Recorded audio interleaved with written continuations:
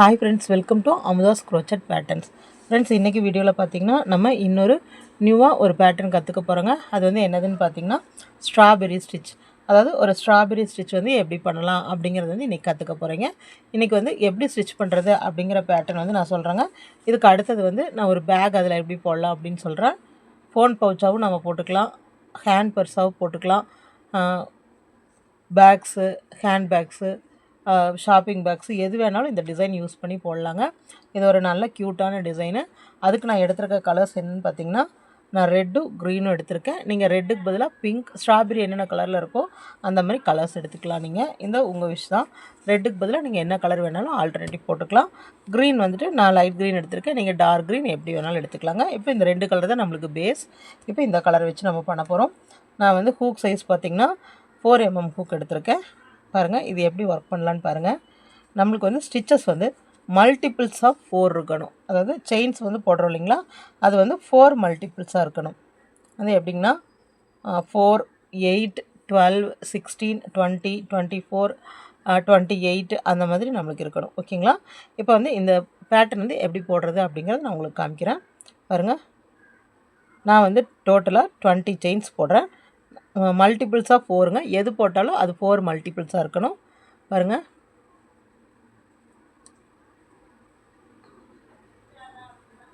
டோட்டலாக நான் first 20 chains போடுறேன். 1, 2, 3, 4, 5, 6, 7, 8, 9, 10, 11, 12, 13, 14, 15, 16, 17, 18, 19, 20. டோட்டலாக நான் 20 போட்டிருக்கேங்க. 20 வந்து நம்மளுக்கு மல்டிபிள்ஸ் ஆஃப் 4. ஓகேங்களா? இப்போ இதில் நம்ம இந்த ஃபஸ்ட்டு செயினை விட்டுறோம். 20 போட்டிருக்கோம் இல்லைங்களா?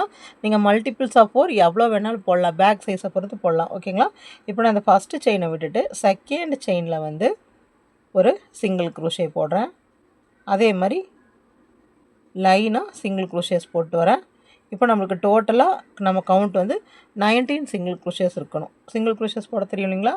இந்த ஒவ்வொரு செயினில் வந்து விட்டு இந்த மாதிரி, இந்த ஒரு செயினுக்குள்ளே விட்டு இந்த மாதிரி, இதே மாதிரி டோட்டலாக இந்த 19 வரைக்கும் நம்ம போட்டு வரலாம்.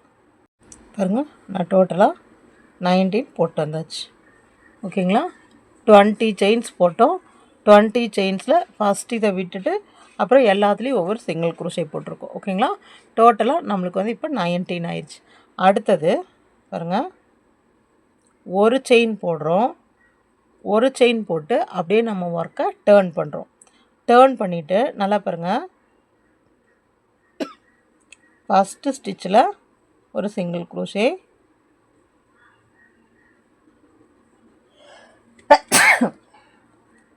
செகண்டில் ஒரு சிங்கிள் க்ரோஷே, தேர்டில் ஒரு சிங்கிள் க்ரோஷே. டோட்டலாக எவ்வளோ போட்டிருக்கோம்? 1, 2, 3. ஃபஸ்ட்டு 3 இதில் ஒவ்வொரு சிங்கிள் க்ரோஷே. அதுக்கு அடுத்ததில் அடுத்த ஸ்டிச்சில் 5 டபுள் க்ரோஷேஸ். எவ்வளோங்க? 5. 1, 2, 3, 4, 5. 5 டபுள் க்ரோஷேஸ். எந்த ஸ்டிச்சும் நம்ம விட போகிறதில்ல. ஸ்டார்டிங்கிலேருந்து 3 ஸ்டிச்சஸ் சிங்கிள் க்ரோஷே போட்டோம். அதுக்கு அடுத்த ஸ்டிச்சில் ஒரே இதில் டோட்டலாக 5 டபுள் க்ரோஷேஸ் போட்டோம். அதுக்கு அடுத்தது திருப்பி 3 பக்கத்து, எந்த செயினையும் மிஸ் பண்ணக்கூடாதுங்க. பக்கத்து இதுலேயே ஒரு சிங்கிள் க்ரோஷே, அடுத்ததில் ஒரு, அதாவது 3 சிங்கிள் க்ரோஷே, அப்புறம் ஒரு இதில் 5 டிசி அந்த மாதிரி. பாருங்கள், 3 சிங்கிள் க்ரோஷே போட்டேன். அடுத்த ஸ்டிச்சில் 5 டிசி. 1, 2, 3, 4, 5. 5 முடிச்சுட்டு அடுத்ததில் ஒரு சிங்கிள் க்ரோஷே. அதாவது டோட்டலாக 3 சிங்கிள் க்ரோஷேஸ். அடுத்ததில் ஒரு சிங்கிள் க்ரோஷே, அதுக்கு அடுத்ததில் ஒரு சிங்கிள் க்ரோஷே. டோட்டலாக 3 சிங்கிள் க்ரோஷேஸ் போடுறேன். அடுத்ததில் 5 டிசி. அப்படியே கண்டினியூ பண்ணுங்கள்.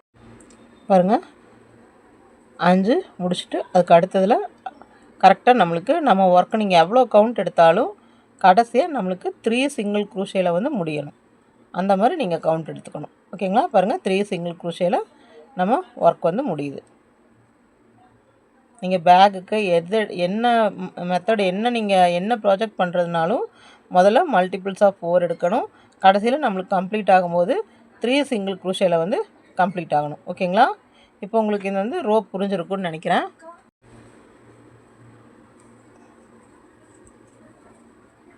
பாருங்க, ஃபஸ்ட்டு ஃபுல்லாக சிங்கிள் க்ரூஷே போட்டோம். அதுக்கு அடுத்தது 3 சிங்கிள் க்ரூஷே, அப்புறம் ஒரே இதில் 5 டிசி, 3 சிங்கிள் க்ரூஷே ஒரே இதில் 5 டிசி, 3 சிங்கிள் க்ரூஷே ஒரே செயினில் 5 டிசி. இந்த மாதிரி நம்மளுக்கு ஒரு கர்வ் மாதிரி தான் கிடைக்கும். ஓகேங்களா? ஆனால் நம்ம அடுத்த லைன் போடும்போது நம்மளுக்கு கரெக்டாக வந்துடும்.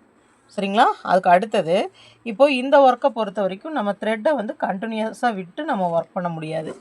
ஓகேங்களா? கட் பண்ணி ஒர்க் பண்ணலாம். பாருங்கள், நான் இங்கே கட் பண்ணிவிட்டு இந்த நேரம் நான் ஒரு நாட் போட்டேன். ஓகேங்களா? இப்போ அடுத்தது நம்ம இந்த க்ரீன் கலர் எடுக்க போகிறோம். அது இங்கே பெரிய பெரிய ஒர்க் பண்ணும்போது உங்களுக்கே ஒரு ஆட்டோமேட்டிக்காக உங்களுக்கு அந்த கரெக்டாக த்ரெட் வந்து எங்கே விடணும் அப்படிங்கிறது வந்து உங்களுக்கே கரெக்டாக வந்துடும். ஓகேங்களா?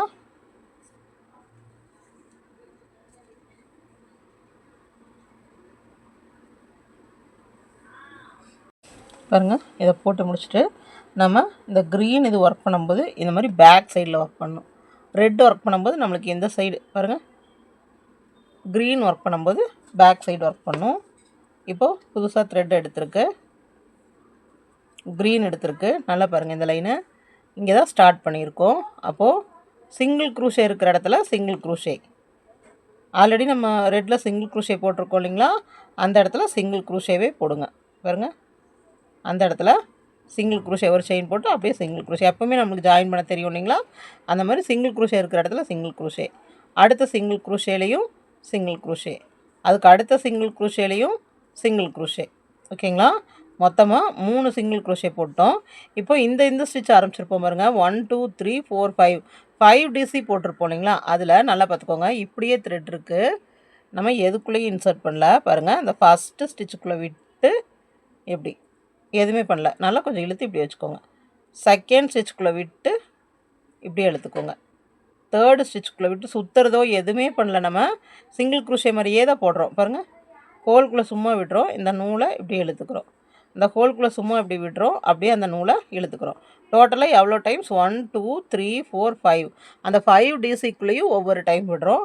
அப்போ நம்ம லூப்பில் எவ்வளோ இருக்குது, 1 2 3 4 5 6 இருக்குது. நல்லா இப்படி கொஞ்சம் நல்லா நீளமாக வைங்க. அப்புறம் இந்த 6 வழியாகவும் இப்படி இழுத்துருங்க. இழுத்துட்டு ஒரு செயின் போட்டுக்கோங்க. செயின் போட்டு இப்போ இந்த லாஸ்ட் ஸ்டிச் இருக்குது இல்லைங்களா, இந்த 5 இது போட்டோம் இல்லைங்களா, இந்த 5th ஸ்டிச்சில் திருப்பி இப்படி உள்ளே விட்டு இப்படி எடுத்து ஒரு ஸ்லிப் ஸ்டிச். ஓகேங்களா? இதோட நம்ம ஒர்க் முடிஞ்சது. அதுக்கு அடுத்தது 3 சிங்கிள் க்ரூஷே போட்டிருப்போம் இல்லைங்களா ரெட் கலரில், அந்த 3 சிங்கிள் க்ரூஷே மேலேயும் 3 க்ரீன் கலரில் 3 சிங்கிள் க்ரூஷே. ஓகேங்களா? இப்போ பாருங்கள், இப்படி பார்த்தோம்னா இது நம்மளுக்கு தனி ஸ்டிச்சாக தெரியணும். தெரியுதுங்களா? ஒரு ஸ்ட்ராபெரி மாதிரி தெரியணும். தெரியுதுங்களா? பாருங்கள், அடுத்தது இங்கே முடிச்சாச்சு. இப்போ 3 சிங்கிள் க்ரூஷே போட்டாச்சு. நம்ம சுற்றுறது எதுவும் பண்ணலை. பாருங்கள், 1 2 3 4 5 டிசி போட்டிருப்போம் இல்லைங்களா. பாருங்கள், நான் சும்மா இப்படி ஹூக்கை உள்ளே விடுறேன். இந்த த்ரெட்டை 1 time, second stitch, third stitch, fourth stitch, fifth stitch. பாருங்கள், ஒரே ஈவனாக இழுத்துட்டு நல்லா இழுத்து வச்சு அப்படியே ஒரு எல்லா லூப்லேயும் ஒரே டைம் இழுத்துட்டு ஒரு செயின். இப்போ இன்னும் நம்மளுக்கு வந்து ஸ்ட்ராபெரி கம்ப்ளீட் ஆகலை. அது ஏன்னா நம்ம இந்த 5th செயினில் வந்து திருப்பியும் விட்டு இப்படி உள்ளே எடுத்து ஒரு ஸ்லிப் ஸ்டிச் போடணும். ஓகேங்களா? அதுக்கு அடுத்தது மறுபடியும் 3 சிங்கிள் க்ரூஷே. இப்போ உங்களுக்கு நல்லா புரிஞ்சிருக்கும்னு நினைக்கிறேன். ஆல்ரெடி நம்ம சிங்கிள் க்ரூஷே போட்ட இடத்துல சிங்கிள் க்ரூஷே போடணும். 5 டிசி போட்ட இடத்துல எல்லாத்தையும் ஒன்றா இணைச்சி போடணும். பாருங்கள், இந்த மாதிரி நம்மளுக்கு பஃப் மாதிரி பஃப் ஸ்டிச்சுன்னு சொல்கிறோம் இல்லைங்களா, அந்த பஃப் ஸ்டிச் கிடைக்கும். அதுக்கு மேலேயே நம்மளுக்கு க்ரீன் கலரில் லீஃப் மாதிரி இருக்கும். பாருங்கள், மறுபடியும் போடுறேன். 1 time, 2 time, 3 time, 4 time, 5 time. 5 ஸ்டிச்சஸ்லேயும் விட்டாச்சு. எல்லா லூப்லேயும் ஒன்ஸ் விட்டாச்சு. அப்புறம் ஒரு செயின், அந்த 5th ஸ்டிச்சில் வந்து ஒரு ஸ்லிப் ஸ்டிச். பாருங்கள், இப்படி தள்ளி விடும்போது நம்மளுக்கு கரெக்டாக. அடுத்தது 3 சிங்கிள் க்ரூஷே. 1 2 3. அதுக்கப்புறம் பாருங்க 1 2 3 4 5 ஒரு செயின். அப்புறம் இதில் ஒரு ஸ்லிப். அப்புறம் 3 சிங்கிள் குரோஷே 1 2 3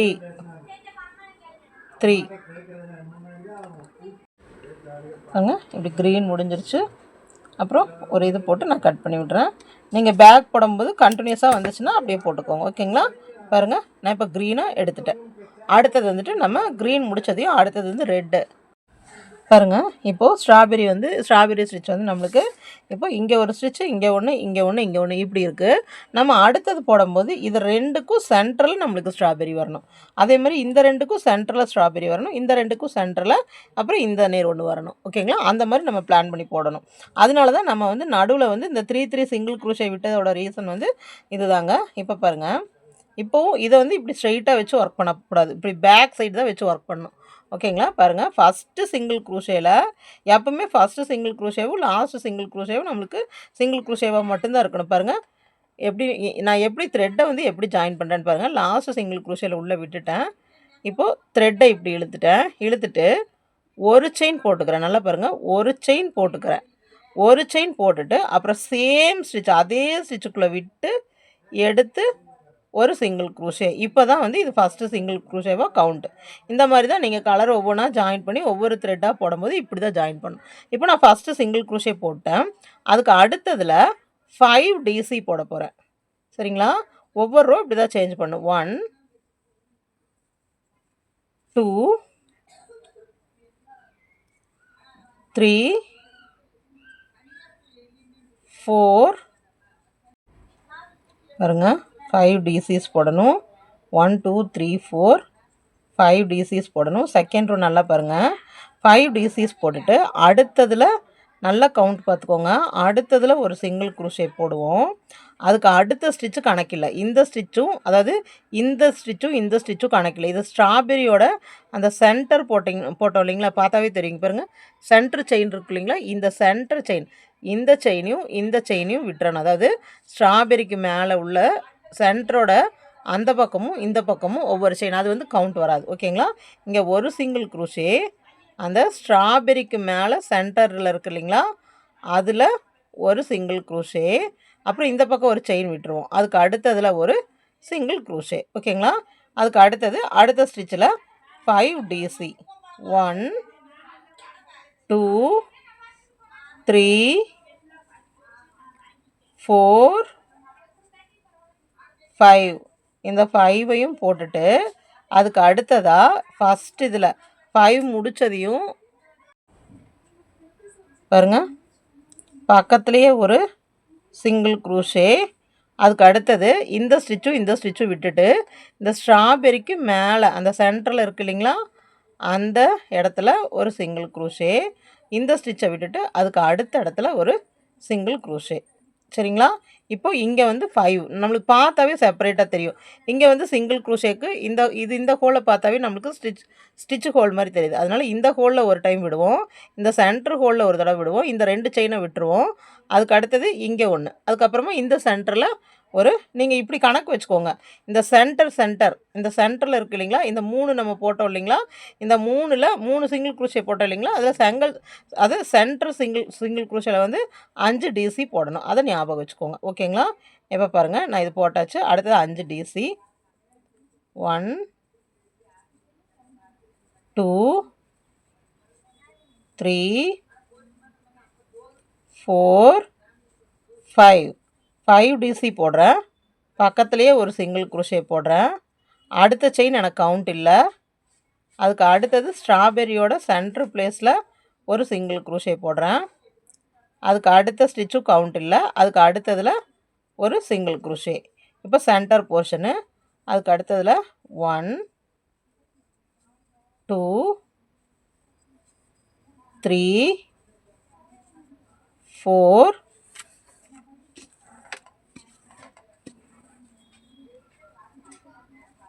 5 அதுக்கு அடுத்ததில் ஒரு சிங்கிள் க்ரோஷே, அதுக்கு அடுத்ததை விட்டுறோம். அதுக்கு அடுத்த சென்டரில் பாருங்கள், அந்த சென்டர் மட்டும் கொஞ்சம் கஷ்டமாக இருக்கும். ஆனால் செயின் வழியாக விடுங்க. பாருங்கள், இந்த 2 செயினையும் எடுத்து அந்த செயின் வழியாக தான் விடணும். பாருங்கள், விட்டு ஒரு சிங்கிள் க்ரோஷே, அதுக்கு அடுத்தது இங்கே ஒரு சிங்கிள் க்ரோஷே. நம்மளுக்கு கவுண்ட் பாருங்கள், ஃபஸ்ட்டு 3 வந்து முடிஞ்சதுங்களா சிங்கிள் க்ரோஷே. இப்போது சென்டர் போர்ஷன் ஒன்று 5 DC 1 2 3 4 5 போட்டுட்டு அதுக்கு அடுத்ததில் ஒரு சிங்கிள் க்ரோஷே. அவ்வளோதாங்க நம்ம ஒர்க்கு. இதோட முடிஞ்சது. இதோட நம்ம ஸ்டாப் பண்ணிடுறோம். ஓகேங்களா? இதோட ஸ்டாப் பண்ணிவிட்டு நான் இப்படி இழுத்துறேன். இப்போது நீங்கள் திருப்பி வச்சு பார்க்கும்போதே உங்களுக்கு ஸ்டிச்சஸ் தெரியணும். எப்படி தெரியணும்னு பாருங்கள். இந்த 2க்கும் சென்டரில் ஒன்று, சென்டரில் ஒன்று, சென்டரில் ஒன்று, சென்டரில் ஒன்று, சென்டரில் ஒன்று. இப்படி நீங்கள் சென்டர் வந்திருந்தால் தான் நம்ம போட்டது கரெக்டு. ஓகேங்களா? இந்த மாதிரி நம்மளுக்கு சென்டரில் போட்டிருந்தா தான் நம்ம போட்டது கரெக்டு. இப்போ அடுத்தது என்ன பண்ணுறோம்? இப்போ ரெட்டு முடிச்சாச்சு. அடுத்தது க்ரீன் எடுக்கிறோம்.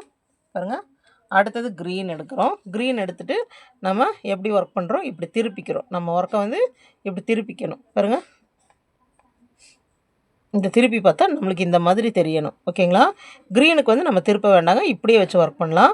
அதாவது க்ரீனுக்கு வந்து ஃப்ரண்ட் போர்ஷன் பார்த்தே ஒர்க் பண்ணணும், ரெட்டுக்கு வந்து பேக் போர்ஷன் பார்த்து ஒர்க் பண்ணணும். ஓகேங்களா? பாருங்கள், க்ரீனுக்கு கடைசியில் நம்ம ஒரு சிங்கிள் க்ரோஷேவோட தான் முடித்தோம்.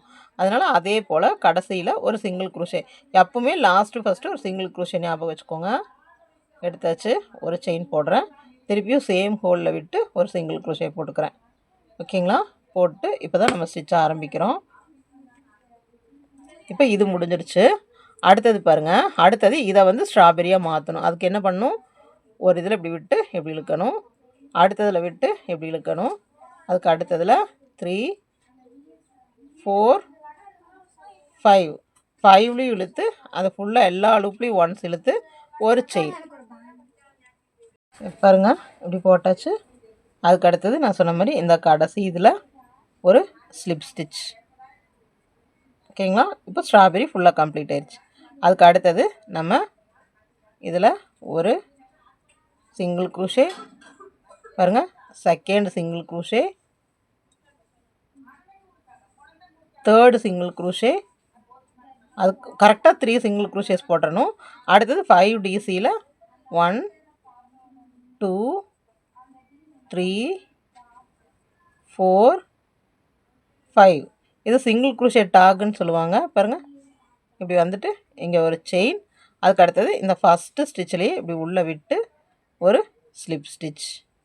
இப்போ பாருங்கள், ஸ்ட்ராபெரி நம்மளுக்கு இங்கே பாருங்கள் சென்டரில் ஒன்று, இப்படி இந்த மாதிரி நம்மளுக்கு ஒரு கரெக்டான ஒரு இது பொசிஷனில் இருக்கும். பாருங்கள், அடுத்தது 1 2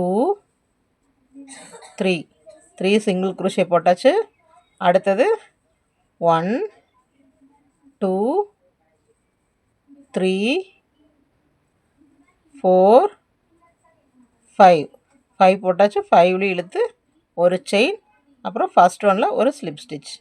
இது நீங்கள் பேட்டர்ன் மட்டும் போட்டு பழகிட்டிங்கன்னா நீங்கள் அந்த ஃபோன் பவுச் அப்புறம் பர்ஸு அது எல்லாத்துக்கும் நீங்கள் இந்த ஸ்டிச்சை யூஸ் பண்ணி போடலாம். ஓகேங்களா? கவுண்டிங் மட்டும் நீங்கள் இந்த ஒரு பேக் போடணுமா, அதுக்கு என்ன சைஸ் வேணும், அதுக்கு 4 மல்டிபிள்ஸ் ஆஃப் 4 வைங்க. வச்சு நீங்களே வந்து பேக்கிலக்கு ஒர்க் பண்ணலாம். உங்களுக்கு பேட்டர்ன் மட்டும் தெரிஞ்சிருச்சுன்னா போதும். பாருங்கள், 1 2 3 4 5 அதே மாதிரி போட்டாச்சு. அப்புறம் ஒரு செயின், ஃபஸ்ட் ஒன்னில் ஒரு ஸ்லிப் ஸ்டிச், அதுக்கு அடுத்தது 3 சிங்கிள் க்ரோஷே 1 2 3. ஒரு 2 லைன் கரெக்டாக நீங்கள் ஆர்டராக கொண்டு வந்துட்டிங்கன்னா அப்புறம் உங்களுக்கு எல்லாம் ஈஸியாக இருக்கும். பாருங்கள், அடுத்தது 5 டாக் 1 2 3 4 5 போட்டாச்சு. அப்படியே இழுத்து ஒரு செயின் போட்டாச்சு. ஃபஸ்ட் ஒன்னில் கண்டிப்பாக ஸ்லிப் ஸ்டிச் போடணுங்க. அது ஏன்னு ரீசன் சொல்கிறேன். இப்போ நம்ம ஃபுல்லாக முடிச்சாச்சு. லாஸ்ட்டில் நம்மளுக்கு ஒரு ஸ்டிச் இருக்குது. அந்த கண்டிப்பாக லாஸ்ட்லேயும் ஃபஸ்ட்லேயும் ஒவ்வொரு சிங்கிள் க்ரோஷே வரணும். ஓகேங்களா? சிங்கிள் க்ரோஷே போட்டாச்சு. ஒரு செயின் போட்டு நான் கட் பண்ணி விட்டுக்கிறேன்.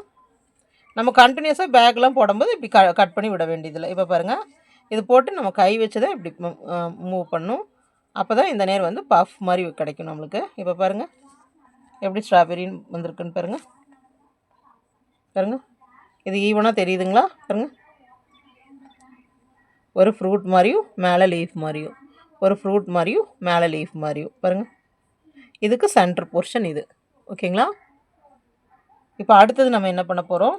அவ்வளோதாங்க. இப்போது நம்மளுக்கு பேக் 2 இருக்குது. இப்போ அடுத்தது நம்ம என்ன பண்ண போகிறோம் பாருங்கள். அடுத்தது ரெட் எடுத்துக்குவோம். இந்த சிங்கிள் குரோஷே இருக்குது இல்லைங்களா, இந்த நேர் ஒரு சிங்கிள் குரோஷே, அப்புறம் இந்த ஸ்டிச், அதாவது இந்த ஸ்ட்ராபெரிக்கு இந்த சைடு இருக்கிற ஸ்டிச்சும் இந்த சைடு இருக்கிற ஸ்டிச்சும் விட்டுரும். நல்லா பாருங்கள், ஸ்ட்ராபெரிக்கு இந்த சைடு இருக்கிற ஸ்டிச்சும் இந்த சைடு இருக்கிற ஸ்டிச்சும் விட்டுட்டு சென்டர் மட்டும் இந்த ஒரு சிங்கிள் குரோஷே, இந்த சென்டர் ஒரு சிங்கிள் குரோஷே, இது ஒரு சிங்கிள் குரோஷே. இப்போ இங்கே 3 ஆயிரும். ஏன் நம்ம வந்து அதை விடுறோன்னா, இப்போ இது 5 டாக் போடும்போது நம்ம இப்படி இழுத்துட்டு வர்றது தான் ஒரு டாக். அந்த செயின் போடுறோம் இல்லைங்களா, 5ஐயும் போட்டுட்டு ஒரு செயின் போடுறோம் இல்லைங்களா, அது மட்டும்தான் நம்மளுக்கு கவுண்ட்டு.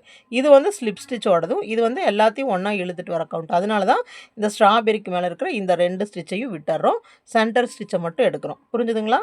அப்புறம் 1 2 3 போடுவோம். இந்த சென்டரில் ஒரு 5 டிசி போடுவோம். இப்போ நம்ம எந்த பக்கம் பார்த்த மாதிரி இப்போ நீங்கள் ஒர்க் பண்ணுவீங்க. இப்போ நம்ம இந்த சைட் பார்த்த மாதிரி ஒர்க் பண்ணிட்டு வருவோம். ஒர்க் பண்ணிவிட்டு இங்கே பாருங்கள், ஃபஸ்ட் இது ஒரு சிங்கிள் குரோஷே இருக்குது, இங்கே ஒரு சிங்கிள் குரோஷே, இந்த சென்டர் போர்ஷன் ஒரு சிங்கிள் குரோஷே, இந்த ஒரு சிங்கிள் குரோஷே. அதுக்கு அடுத்ததில் 5 டிசி, அதுக்கு அடுத்தது 1, அதுக்கப்புறம் இங்கே 1 2, இந்த இடத்துல 1 3. இந்த சென்டர் நீங்கள் ஞாபகம் வச்சுட்டிங்கனாவே போதுங்க.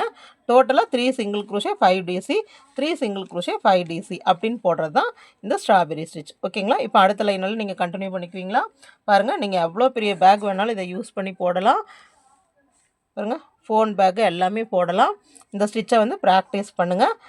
ப்ராக்டிஸ் பண்ணிவிட்டு நீங்கள் பேக் போட்டாலும் சரி, பவுச் போட்டாலும் சரி, மல்டிபிள்ஸ் ஆஃப் 4 போடுங்க. மல்டிபிள்ஸ் ஆஃப் 4 போட்டுட்டு மல்டிபிள்ஸ் ஆஃப் 4 போடுங்க. நான் 20 போட்டிருக்கேன்.